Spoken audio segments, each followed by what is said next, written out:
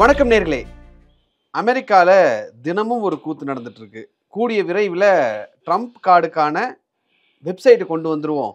எல்லாரும் அமெரிக்கால $5 மில்லியன் பணம் கட்டி இங்கே சிட்டிசன்ஷிப் ஆயிடுவாங்க அப்படின்னு சொல்லி அமெரிக்கா கனவு கண்டுகிட்டு இருக்கு.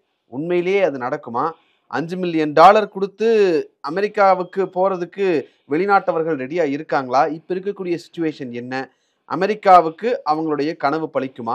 அங்க இருக்கக்கூடிய இந்தியர்களுக்கு இது எந்த மாதிரியான ஒரு தாக்கத்தை ஏற்படுத்தும்ன்ற மாதிரியான விஷயங்கள் எல்லாம் ஆனந்த் சாரை கேட்டு தெரிஞ்சுக்கலாம். வணக்கம் சார். வணக்கம் sir. Trump golden visa card $5 million கொடுத்தா சிட்டிசன்ஷிப் கொடுத்துட்றேன் அப்படின்னு சொல்லி சொல்றாங்க. அதுக்கான ஒரு வெப்சைட்டை நாங்கள் ஓப்பன் பண்ண போறோம். அதுல இருந்து எங்களுக்கு 2 லட்சம் பேராவது அட்லீஸ்ட் வருவாங்க அப்படின்றது அமெரிக்க அரசாங்கத்தினுடைய ஒரு கணக்கு, அவங்களுடைய எதிர்பார்ப்பு. 2 லட்சம் பேர் சார். ஃபஸ்ட்டு நீங்கள் என்ன புரிஞ்சுக்கணும்னா 2 லட்சம் பெரிய உலகத்தில் நீங்கள் விதவிதமாக பிடிச்சிக்கோங்க. அல்ட்ரா ஹை நெட்வொர்த் அப்படின்னு இருப்பாங்க. அப்படின்னா 50 மில்லியன் $100 மில்லியன் மேலே இருக்கிறவன் அவன் தான் எவனும் அமெரிக்கா சிட்டிசன்ஷிப் வாங்க மாட்டான். அவன் எந்த ஒரு சிட்டிசன்ஷிப் வாங்குவான்னா எங்கே டேக்ஸ் கம்மியாக இருக்கோ அங்கே தான் போய் வாங்குவான். இப்போ ரீசெண்டாக ஒரு எக்ஸாம்பிள் சொல்கிறேன். உலகத்திலேயே பெரிய ஸ்டீல் கிங் அப்படின்னு சொல்லப்பட்டவர் லக்ஷ்மி மிட்டல். இந்தியன் பாஸ்போர்ட் வச்சுருக்காரு. உலகத்தில் எல்லா இடத்துலையும் ஸ்டீல் ஃபேக்ட்ரி இருக்குது. இந்தியாவிலையும் எஸ்ஆர் ஸ்டீலை வாங்கி ஒரு கொடி கட்டி பிறந்துட்டுருக்காரு. அவர் என்ன பண்ணியிருக்காரு, லண்டனில் தான் இத்தனை நாள் இருந்தார். லண்டனில் டேக்ஸ் ரேட் ஏற்றிட்டோன்னு அவர் இப்போ இதுக்கு வந்துட்டார், துபாய்க்கு வந்துட்டார். ஸ்ரவன் மிட்டல் பாரதியோட ஏர்டெல்லோட பையன். அவர் என்ன பண்ணிட்டாரு, துபாய்க்கு மூவ் ஆகிட்டார். ஸோ இந்த பெரிய பணக்காரங்கள்லாம் என்ன பண்ணுவாங்கன்னா they will move to place where there is least tax. Okay. அவனுக்கு விசா கிடைக்கிறது கட்டமே கிடையாது. ஸோ அவன் அமெரிக்கன் டேக்ஸுக்கு போக மாட்டான். யார் போவாங்க? இந்த கிரிப்டோ பண்ணி ஃப்ராட் பண்ணி உள்ள ஜெயிலுக்கு போகிறவன், பிளாக் மணி வச்சுருக்கிறவன், ஸ்மகிள்டு, இவங்க தான் போவாங்க.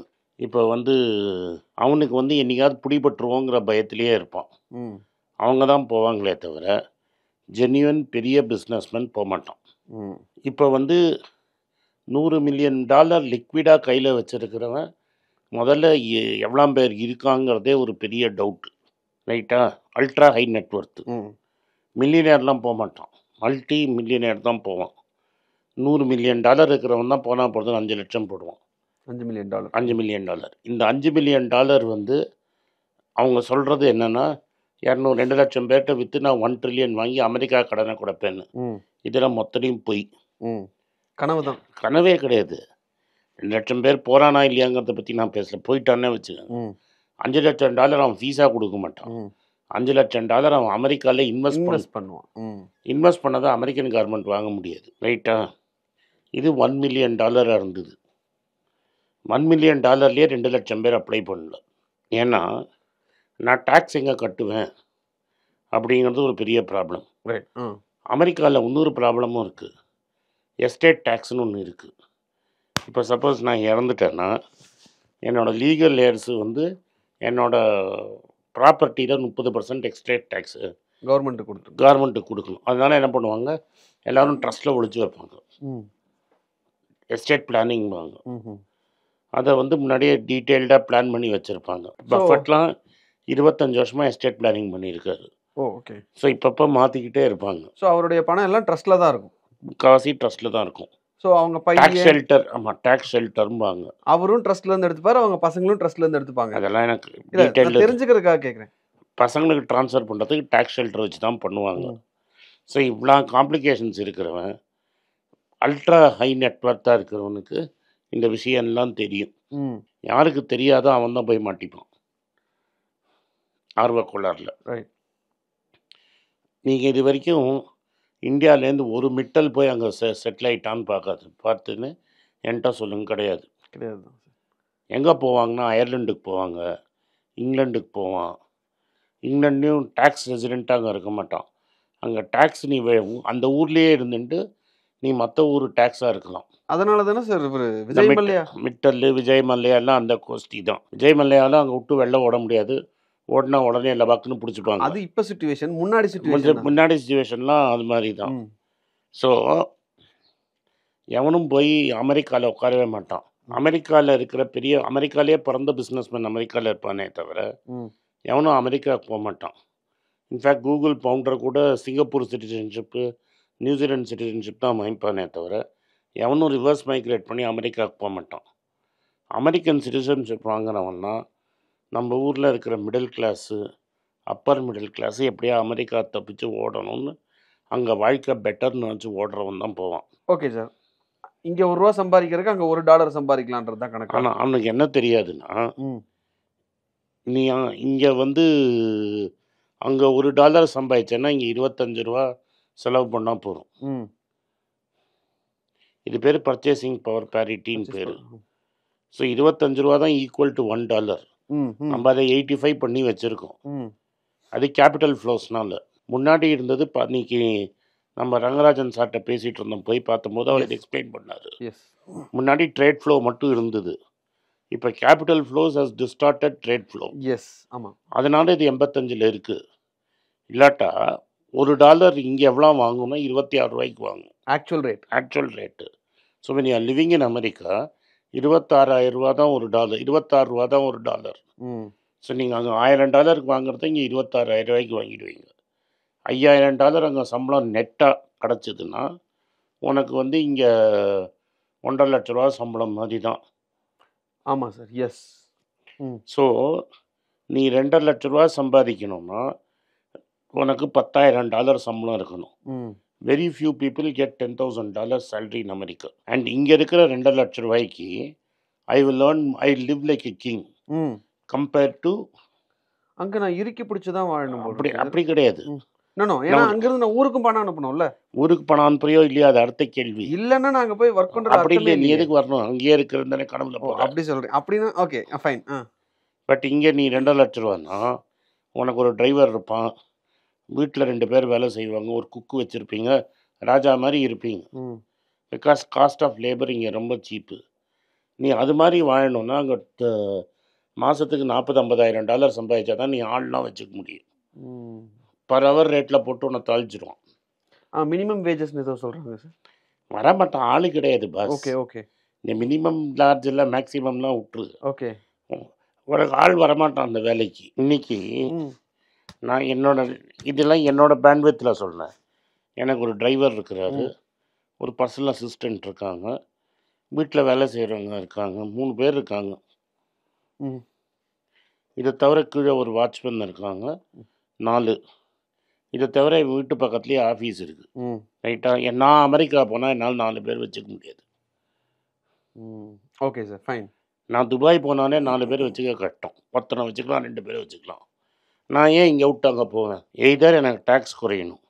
இப்போ நான் துபாய்க்கு போனேன்னா நான் கட்டுற இன்கம் டேக்ஸை கட்ட வேண்டாம், அதுக்கு பதிலாக நான் ஆள் வச்சுக்கலாம், 4 பேர் வச்சுன்னு நான் இருக்கலாம்.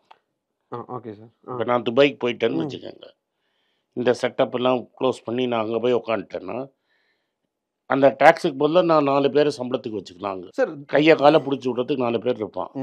சிங்கப்பூரில் வச்சுக்கலாம், ஏஷியன் மெய்ட்ஸ்ன்னு வச்சுக்கலாம் நீங்கள். ஓகே, பட் நான் இங்கே கட்டாத டேக்ஸை அங்கே நான் யூஸ் பண்ணிக்கலாம். But Singapore more difficult then Dubai. Okay, Dubai easy, ரிலேட்டிவாக இருக்கிறவனே வச்சுப்பான். சிங்கப்பூர் இன்னும் ஜாஸ்தி. அமெரிக்காவில் எக்ஸ்ட்ரீம்லி டிஃபிகல்ட்டு.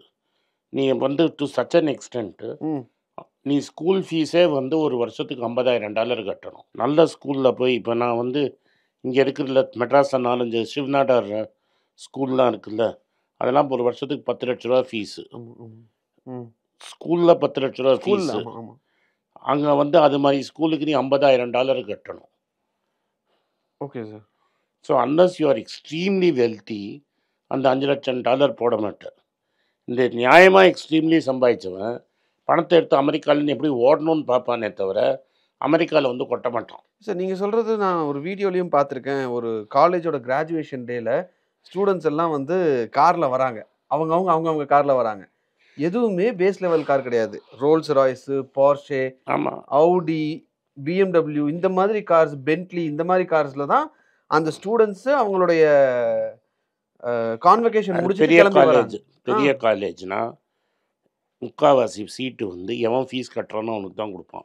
பட் எல்லா காலேஜ்லேயும் ஒரு போர்ஷன் மெரிட் சீட்டுக்கு வச்சுருப்பான். அதை ஸ்காலர்ஷிப்பில் கொடுப்பான். சார் இப்போ இங்கே கோல்டன் விசான்னு சொல்லி ட்ரம்ப் சொல்கிறாரு அமெரிக்காவில். இதே மாதிரியான ஒரு கோல்டன் விசா வந்து இங்கே கொடுக்குறாங்களே சார் கல்ஃப்லையும்? கல்ஃபில் வந்து அவன் சிட்டிசன்ஷிப் தரான். கல்ஃபில் 10 வருஷம் தரான். போர்ச்சுகல் மாதிரி ஊர்லேயும் இந்த தராங்க. ஓகே. பட் போர்ச்சுகல்லையும் நீ வந்து சிட்டிசன்ஷிப் வாங்கினா திரும்பி இந்த டேக்ஸ் வரும். Okay sir. பட் துபாயில் அவங்க கொடுக்குற அந்த கல்ஃபில் அவங்க கொடுக்குற அந்த கோல்டன் விசாங்கிறது 10 வருஷம். 10 வருஷம் அதை எக்ஸ்டெண்ட் பண்ணிகிட்டே போவான். அங்கே இப்போ எண்ணெய் கிணறு போயிடுச்சுன்னா அவன் கையை காலை பிடிச்சி வச்சுருப்பான். இதை தவிர இது மாதிரி சிட்டிசன்ஷிப்லாம் வந்து வெஸ்ட் இண்டீஸில் இருக்குது. ஆன்டிகுவா, நம்ம கிரிக்கெட்டுக்கு தான் அவனுக்கு தெரியும். செயின்ட் கிட்ஸு, லூயிஸ்ன்னு குட்டி குட்டி ஐலண்ட் இருக்குது. ஆன்டிகுவாலாம் போனீங்கன்னா ஒரு $100,000 நீ அந்த பாஸ்போர்ட் வாங்கிடலாம். அதெல்லாம் பவர்ஃபுல் பாஸ்போர்ட்டு. ஸோ இது வந்து ஒரு வெரி காம்படிட்டிவ் இண்டஸ்ட்ரி. இவர் நினைக்கிற மாதிரி மேபி வரலாம், எனக்கு தெரியாது. பட் வரவன்லாம் இது மாதிரி தான் இருப்பான். ஸ்ரவன் மிட்டலோ இல்லாட்டா லக்ஷ்மி மிட்டலோ அங்கே போக மாட்டான். சார் அப்போ நீங்கள் சொல்கிறத டேட் பேக் நான் அதை யோசித்து பார்க்கும்போது எப்படி இருக்குன்னா, ட்ரம்ப் வராரு அப்படின்னு முதல்ல பீக் அடித்தது வந்து ஸ்டாக் மார்க்கெட் கிடையாது, இதுதான் கிரிப்டோ கரன்சிஸ் தான். ஏன்னா அவரே என்ன பண்ணிட்டாருன்னா, இப்போ ஒரு ரூமர் ஓடிட்டுருக்கு, உண்மையா இல்லையான்னு நம்மளுக்கு தெரியாது. அவர் ட்ரம்ப் காயின் ஒன்று போட்டார், மெலினா காயின்னு. இப்போ யாராவது அவருக்கு ஃபேவர் பண்ணணுன்னா நீ ட்ரம்ப் காயினில் காசு பண்ணணும். இது ஓப்பனாக அங்கே வந்து no other president has and his family how monetised presidency like what he has done. இன்றைக்கி நியூயார்க் டைம்ஸில் ஒரு ஆர்டிக்கல் வந்திருக்கு. அவன் ஃப்ளாரிடாவில் ஒரு இது இருக்குது, எஸ்டேட். அதில் ஒரு டாக்ஸ் இவேஷனுக்காக ஒரு மில்லியனர் ஜெயிலில் இருக்காங்க. ஓகே. அவங்க அம்மா வந்து $1 million டொனேட் பண்ணிவிட்டு டின்னர் போயிருக்காங்க. அந்த $1 million அவனுக்கு பாடன் கொடுத்துட்டான். சரி, presidential has a right to Baden. யாரை வேணாம் மன்னிப்பு, பாவ மன்னிப்பு மாதிரி கொடுக்கலாம். அதான் அவன் வித்துட்டு இருக்கிறான். Okay sir. ஸோ யூஎஸில் நிறைய உண்மையிலே சொல்ல போனால் கோமாளித்தனங்கள் நிறைய நடக்குது. அது இன்னும் எவ்வளோ நாள் தான் சார் இது தொடரும்? சரி, அவங்க சிஸ்டம் ரொம்ப கிளியர்ப்பா. இவனை 4 வருஷத்துக்கு நீ ஒன்றும் பண்ண முடியாது. இன்னும் 1 வருஷத்துக்கு இவன் பண்ணிகிட்டு இருப்பான். 26 அக்டோபர் நவம்பரில் ஹவுஸ் ஆஃப் ரெப்ரசன்டேட்டிவ்ஸ் இவனை கையை விட்டு போச்சுன்னா அப்போ தான் இவர் பவர் குறையும். இது 2026 October November. So 2026 October November, இன்னொரு 1.5 வருஷம் டைம் இருக்குது. ஆமாம், அப்ராக்சிமேட்லி ஒரு 1.5 வருஷம் டைம் இருக்குது. 1.5 வருஷத்துக்கு அப்புறம் தான் என்ன நடக்குன்றது தெரியும். ஆமாம், அது வரைக்கும் இவர் ராஜ்யம்தான். இவர் ராஜ்யம்தான். Okay sir. ஸோ அமெரிக்காவில் வரக்கூடிய அந்த கோல்டன் விசா பற்றி என்ன நடக்குது, மற்ற நாடுகளில் சிட்டிசன்ஷிப், அது மட்டும் இல்லாமல் கோல்டன் விசாஸ் மாதிரியான விஷயங்கள்லாம் எங்கெங்கே இருக்குன்றதெல்லாம் விளக்கம் கொடுத்தீங்க. நன்றி. நன்றி, வணக்கம். எனக்கு ஒரு விஷயத்தை அட்டென்ஷனுக்கு கொண்டு வந்திருக்காங்க. என்னோட ஏஐ ஜென்ரேட்டட் இமேஜை பார்த்து யாரோ ட்ரேடிங்க்கு பணம் கொடுத்து ஏமாந்துருக்காங்க. ப்ளீஸ், உங்களுக்கு நான் பல தடவை சொல்லிட்டேன், இப்பவும் சொல்கிறேன், நான் யார்கிட்டையும் பணம் டைரெக்டாக வாங்குறது இல்லை, அப்பாயின்மெண்ட் பார்க்குறதே கிடையாது. அதனால் என்னை பார்க்கலான்னு யாராவது காசு கேட்டாங்கன்னா இல்லைன்னு சொல்லிவிடுங்க. அடுத்தது ஒரு இமெயில் ஐடி இருக்குது, அதில் போட்டால் எங்கள் டீம் கான்டாக்ட் பண்ணுவாங்க. அது டைம் ஆகுதுன்னா வினோதோட இன்ஸ்டாகிராம் அக்கௌண்ட்டில் வினோத்திட்ட மெசேஜ் பண்ணுங்க. அவன் என் தம்பி, அதுலேயும் அவன் காசு கேட்க மாட்டான். காசு கேட்குறாங்கன்னா ஏமாறுறீங்க. யார் என்ன சொன்னாலும் கம்பெனிக்கு செபி அல்லது ஐஆர்டிஏ அல்லது ஆர்பிஐ ரெஜிஸ்ட்ரேஷன் இருக்கணும். இந்த 3 ரெஜிஸ்ட்ரேஷன் ஏதாவது இருந்தால் தான் உங்களோட பணத்தை நீங்கள் கொடுக்கணும். நீங்கள் இன்கேஸ் ஆஃப் இன்சூரன்ஸ் டைரெக்டாக இன்சூரன்ஸ் கம்பெனிக்கு தான் கொடுக்கணும். இன்கேஸ் ஆஃப் ட்ரேடிங் நீங்களே புரோக்கர்கிட்ட போட்டு ட்ரேட் பண்ணணும். மியூச்சுவல் ஃபண்டும் கம்பெனிக்கு தான் கொடுக்கணும். த்ரூ எக்ஸ்சேஞ்சு நீங்கள் வாங்கிக்கலாம். இதெல்லாம் எதுக்கு நான் உங்களுக்கு சொல்கிறேன்னா, யாரையாவது சொல்கிறாங்கன்னு நம்பி ஏமாறாதீங்க. உங்களுக்காக நான் ட்ரேட் பண்ண முடியாது, அது இல்லீகல். நான் ட்ரேடும் பண்ணுறது கிடையாது. அதனால் ட்ரேடிங் ப்ராஃபிட் பண்ணி தரேன்னு சொல்கிறது ஏமாத்தல். எனக்கு ட்ரேடிங் பண்ண தெரியாது. என் பேரை சொல்லி ட்ரேட் பண்ணி உங்களுக்கு ப்ராஃபிட் ஷேரிங்னா ஃப்ராடு, ஏமாற்றம். நான் யார்கிட்டையும் காசு கேட்கல, கேட்கவும் மாட்டேன்.